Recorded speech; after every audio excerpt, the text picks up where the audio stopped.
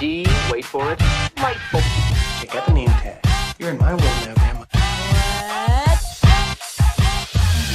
What's up, nerds? So I finished Superman and Lois, episode 4. And I have to say, I'm really enjoying this season so far. I know it's a little bit of a slow burn as far as story-wise goes, but I really am enjoying it. It's so far the best CW show on right now, which is not hard because the CW, well, you know what? A Stargirl is really good. I do enjoy Stargirl. But I mean, other than that, I mean, this show I would say is the best one just because like the rest of them suck hardcore. So I'm gonna break down this episode. I like I said, I really liked it a lot. It's not my favorite episode. I think the first episode is my favorite one, but I did like this one. They brought in Thaddeus, a bad guy from Superman's past in the comic books, and that was kind of fun. I wonder if they're going to go a little bit further with that character and Intergang. They brought up Intergang, which was super fun. I just hope that they do a little bit more with that. If not, that'll be a bummer. So I'm going to stop talking right now and tell you before I get started on my breakdown that if you like what I do here and you enjoy independent content here on YouTube, please consider subscribing to my channel. YouTube is always changing up their algorithms, and small channels like myself usually get pushed to the back of the line. So I please ask that you like, share, and subscribe, and I thank you in advance. So let's get started on this breakdown. So the first scene starts off 6 years ago from this in Saskatchewan. I hope I said that right. And so and in this scene, we see what's his face driving through. I can't remember his name off the top of my head, but there's like obviously a meteor shower going on, and he's driving through Morgan Edge. That's his name. He's driving through this meteor shower, and they're hitting the earth and everything. And he's like, stop or whatever. And they stop, and there's like this what looks like I think is a Kryptonian pod of some sort. So that'll be interesting to see what that is.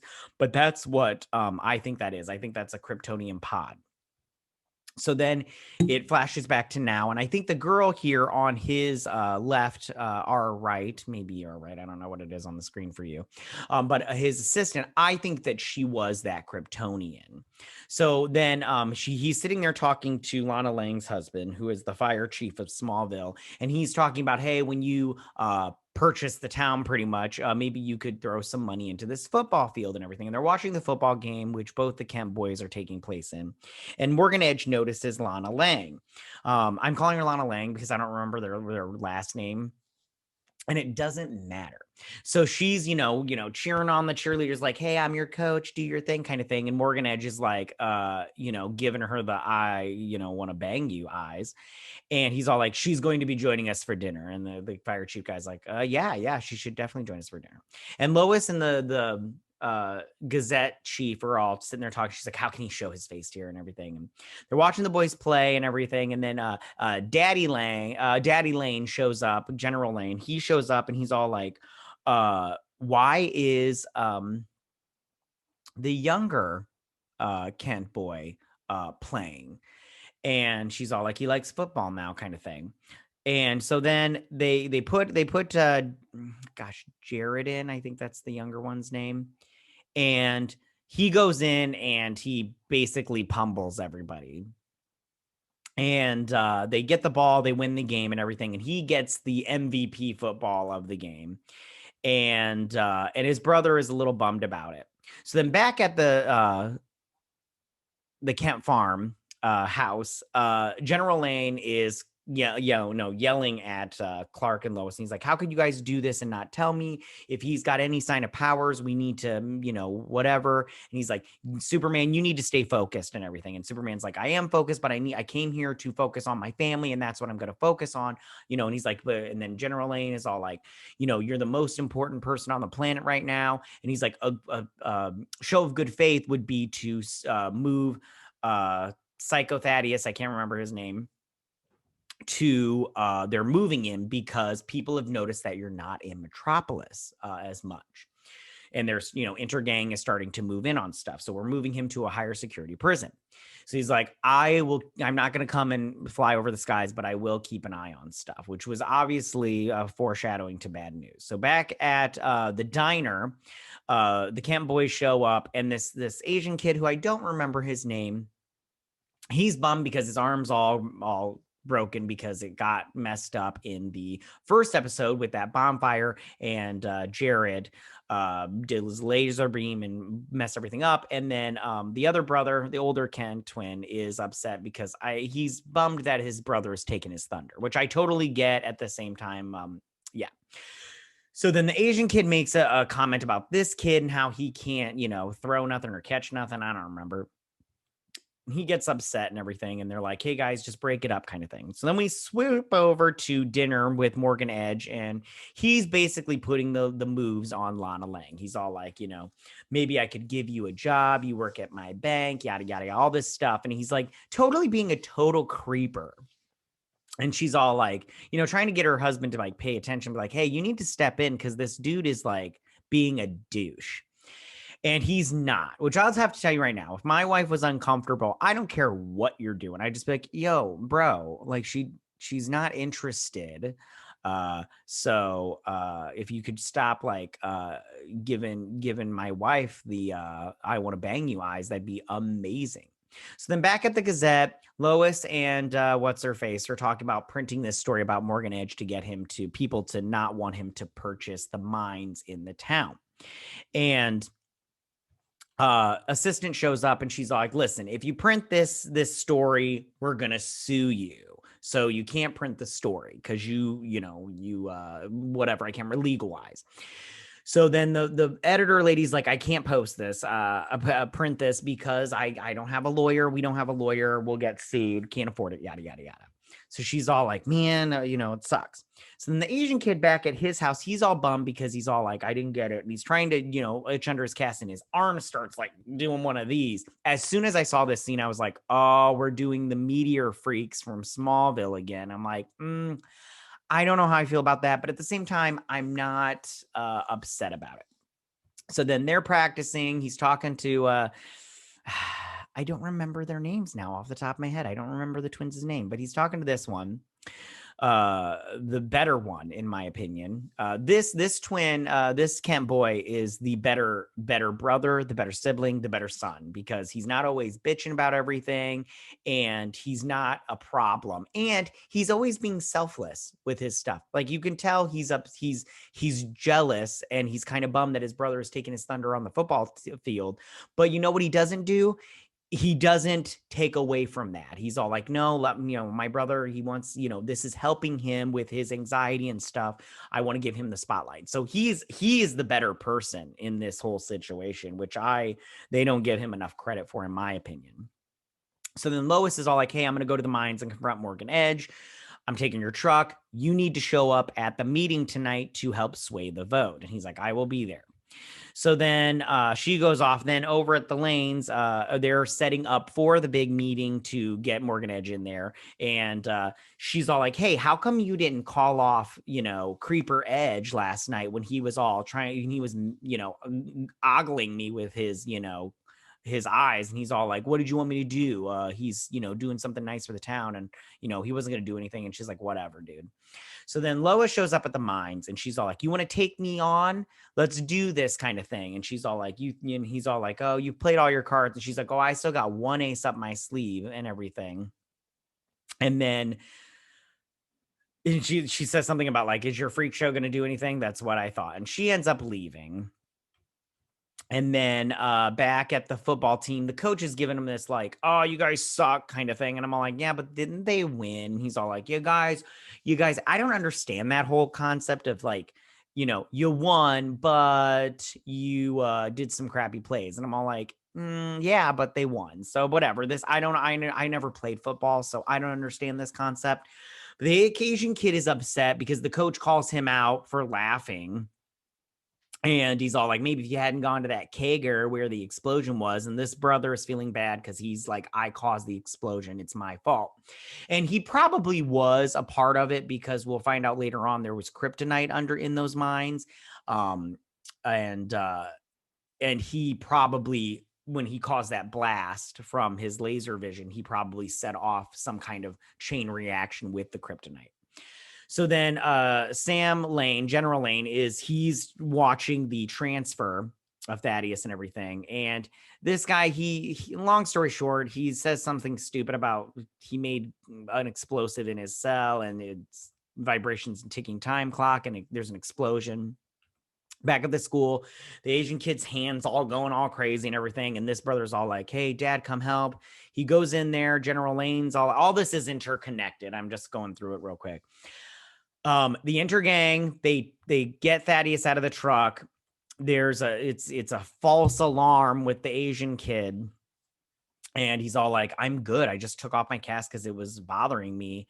And then Clark's like, I gotta go. There's been an escape. We'll talk about this later. They set off this little drone, which is like, I'll see you later, Big Blue, and everything. And he's flying through Metropolis. Back at the farm, General Lane is talking to the boys, and he's all like, listen, you guys need to keep your dad on focus. He needs to be Superman. He doesn't need to be Clark Kent. He doesn't need to be your dad. He doesn't need to be coach. He needs to be Superman. That's what the people need right now. So you guys need to keep him focused. And I'm paraphrasing because I don't remember exactly what he said. So then back at the meeting, Lois is all like waiting for Clark to show up. And she's all like, I need him she's calling him, and he's trying to find that Thaddeus guy, the villain. Lana shows up and she's like, hey, listen, why don't we get a drink tonight? You know, a little girl time, girls night out and everything. Cause I think we both need it. And she's like, sure, I'll join you and everything. And they vote, 40-1, yay for Morgan Edge being able to buy the mines or whatnot. They go out and he's all like, listen, I know you're mad at me. And she's like, at first she's like, I'm not mad and everything. He's all like, I know. He's like, and then she breaks down. She's like, listen, I am mad, but I just need time to get over it because I understand you're a father, you're a husband, you're Superman. You are balancing all of this weight on your shoulders. And even though I needed you there for this, I understand, but I'm still mad about it. And I think that Lois, is a smart woman because she can understand that even though she's mad, she understands why he had to do it. And that's what I really love about this character, especially in the show. And I love the actress of what she's doing with this character, Lois, and everything. So then she does that, and then she goes out to the bar and everything. But the boys go to a party with Sarah. And they're partying up. Asian kids all like, yeah, my arm's feeling better and everything. And so they're drinking and everything. Can I just say, though, why is it in TV shows that when they have a cup and it's empty, you can tell it's empty? Because they always go like right off the bat and you're all like, there's no liquid. There's a girl in here. She's drinking it, but she's like, I have liquid in here. So I don't just immediately throw it back, the 2 sips that are in my cup and everything. It's so people that do that stuff on TV shows and movies, they drive me mental. And so, they're all like, hey, and everything. So they're trying to find Thaddeus, and then Lana and Lois are talking at the bar, and they're both basically talking about their marriages and their husbands, and Lana's, Lois is all like, listen, even though me and your husband do not agree on this whole situation, I can tell that your husband cares about this town, and that says a lot. And then Alana says to Lois, when Clark left, I'm his oldest friend. When he left for Metropolis, it was a surprise, but when he came back, he was taller, more confident, and that's all because of you. You made him better. And that was pretty much the whole part of that, to make them realize that their husbands, that their husbands aren't just, they're their husbands, but they're good guys. And so back at the party, older twin, Jared and something. Oh, I don't even remember. It doesn't even matter right now what their names are. So older twin, he's just messing with his phone. And then Sarah tells, this one, that she's like, your brother is a popular kid, and without his popularity, he doesn't know what to do with that. So in a crowd like this, he's in the corner kind of thing. And then he's all like, well, what about us? And she's all like, we're different because we're always in the corner no matter what we are. She says like they're an outlier. Don't quote me on any of this. I can't remember exactly what they said. I'm pretty sure somebody will be all like, yeah, whatever. So Then this kid, his hand keeps going like this and everything, and he breaks the table. And the kid that he insulted before comes in. He's like, "I'll pay for it." And he's like, "How could you pay for it? You can't even afford, whatever." Which I don't like that. That the whole money shaming people is not cool, because some people just can't afford it. Everybody, you do what you can. But and he's like, "You can't afford nice furniture." And I'm like, "Listen, that table didn't look that nice, okay? I mean, your little cabin house, it doesn't look that nice, okay? So calm it down, sister." So then he leaves and everything, and then they find Thaddeus. But when Superman gets there in the park, it's just an inner gang member, and he's like, "I just had to get you here." And then Thaddeus shows up with a sonic gun or whatnot and blasts him, and his ears are glowing. I was like, "Oh, he's gonna explode. He needs some milk and everything." But he's all like, "I noticed that you weren't flying over the city as much anymore. What?" And so that's when I knew they would move me, and that's when I had to plan my escape. But why are you not flying over the city? What's going on there? And I feel like because of that, something is going to happen with Smallville, because Morgan Edge says the same thing earlier in the episode when Lois comes to the mine. He's all like, "Why did you guys move to Smallville?" I mean, if I was her, I would have just said, "I moved to Smallville because my husband's from here and his mother died, dum-dum." But she didn't, which, I mean, obviously that's how it had to happen, but that's obviously the correct and the truth. So long story short, while he's getting his butt kicked by this guy, we see Superman getting his butt kicked a lot. In the woods, the twins find this kid, and he is just going all over the place. He's all like, "Oh," and everything, going all, meta freak and everything, all Meteor freak. That's what they called him in Smallville, the first like 2 or 3 episodes or seasons. So the younger twins are like, "I got this. Trust me." And he grabs his arm. He's like, "You're going to be okay." And then he like throws him across the woods into a tree. And the one brother's all like, he pushes a button. He's like, "Dad, we need you." And Superman, he like comes out of his thing and he's like, and it like sends out a blast and everything. And then he laser visions the gun. I'm all like, "Why didn't you do that the first time that he has brought this gun out?" He gets over to the woods, grabs the Asian kids, flies up into the air, and he's all like, "The air is thin up here. It'll calm you down." And that's the end of that. Then the older brother comes in, and he's like checking on his brother, his twin. Again, the older twin is a better person in my opinion, because he comes and checks on his brother. This twin, I'm sorry, he just seems like a selfish little bitch in my opinion. And this whole season so far, he's my least favorite character, I'm not gonna lie.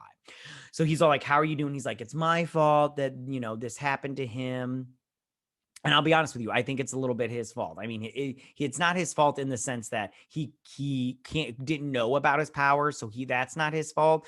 But I mean, it's like 10% his fault, because he's the one that actually did it. But it was an accident. So then General Lane's all like, they're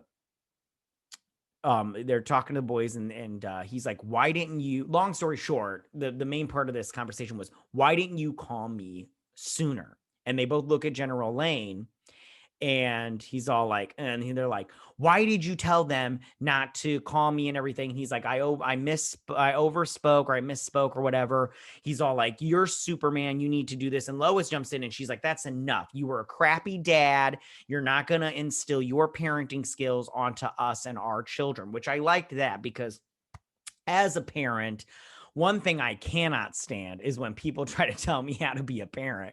Like, listen, I've got my own morals and my own thoughts about stuff. I don't tell anybody how to raise their kid. I keep hitting this thing.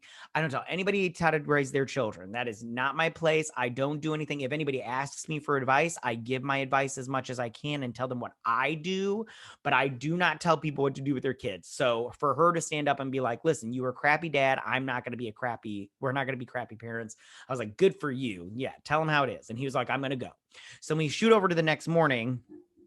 Sorry, I bumped this and it messed this whole thing up. Sorry, guys. But Lana wakes up and her husband's making dinosaur pancakes. And he's like, "Oh, the only thing I'm good at." And she's like, "It's not the only thing you're good at." And she's giving him the whole, "I'm going to bang you right now" eyes and everything. she's all like, you're a good father and a good husband and all that stuff. And she should have brought up the ribs from episode 2 or whatever. She's like, you should make good ribs, but she didn't and everything. And they kiss and yada, yada, yada. And so back over at Smallville, the one kid brings mom Lois over to the barn, and she's all like, why would your dad need me to look at the tractor? And he's all, can you stop being a journalist and just realize I need you to bring, dad asked me to bring you over here. And he has set up the cutest date ever. At the barn, he set up Christmas lights and all these lanterns. I love when I see this in like commercials or everything, because I'm always like, oh, I should do that for my wife, although we don't own a barn. So I'm like, looks like the garage. So they set it up, and she's like, you are in good standing with me right now. And he's like making up for dates and everything. And he's all like, and he says, the one line that I thought was really great. He's like, you're my first thought when I wake up in the morning, and you're my last thought when I go to sleep. And I love you. I love that line. I really did. And then so General Lane calls them while they're in there, and he passes, Clark answers, and he's all like, is my daughter there? Because there's a problem in Maui or whatever. I can't remember. Pompeii.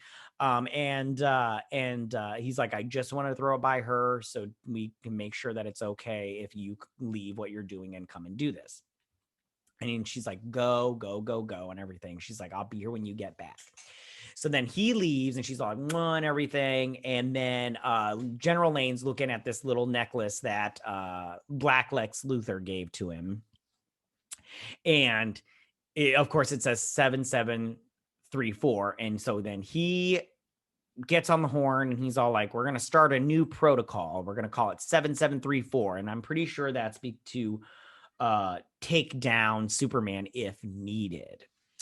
So then the last scene is Morgan Edge going through the mines, and he finds a spot, and he's like, this is the spot. And, Kryptonian girl here, who I think she's a Kryptonian. I think that was a pod from the beginning, and it had her in it. And if it didn't have her in it, it had a Kryptonian in it, and they used the Kryptonian DNA to make her a superhuman on everything. But I'm just going to say right now, I think that she is a Kryptonian. So then she punches through the wall, and there's a bunch of kryptonite in there. And they called it X kryptonite. I don't know what this is off the top of my head. I mean, I didn't look into it before I did this because I had to get this done or whatnot. But I will look into it and have it for the next episode. But I don't know how I feel about this. I'm not against it. I just need to see where it goes. That's the thing about these storylines that they're doing. If this kryptonite leads to a good story and leads to a good place, then I'm all for it. But it's like a joke. If the punchline, if the setup is good, but the punchline's not that great, it's like, it was not a bad joke. It just wasn't funny. But if it's a good setup, and then the ending, you're just like, I mean, it was good until the end, then I'll just be disappointed, not upset. But if the setup is crap, but the ending, you're just like, oh, that was a good idea. Like they don't ever address it until the very last episode, but you're like, oh, that was a good idea. They should have, weave that into the story more. Then I won't be upset about that either. I'll just be all like, you guys wasted an opportunity. So that is my breakdown of this episode. I just have to say right now, I did enjoy it. I thought the acting was very good in this episode.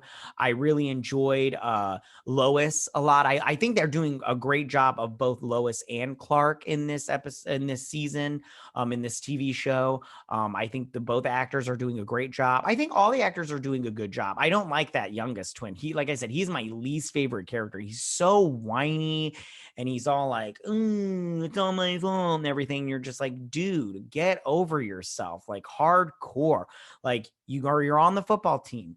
Things are looking up for you. Stop being a whiny little bitch every episode. I'm so over your shit. So that's my breakdown again, and those are my thoughts. Tell me, what did you guys think about this episode? Did you like this episode? Did you not like this episode? What villain do you want to see next week? How do you feel about these meteor freaks showing up and doing the Smallville kind of thing? I don't know how I feel about it yet, but I'll tell you about it when this season is over with. But yeah, leave all your comments in that section down below. If you like this video, go and hit that like button. I won't mind. If you're new to my channel, please hit that subscribe button. I'd greatly appreciate it. And I will see you guys on the next Superman and Lois review. You guys have a good day. Bye.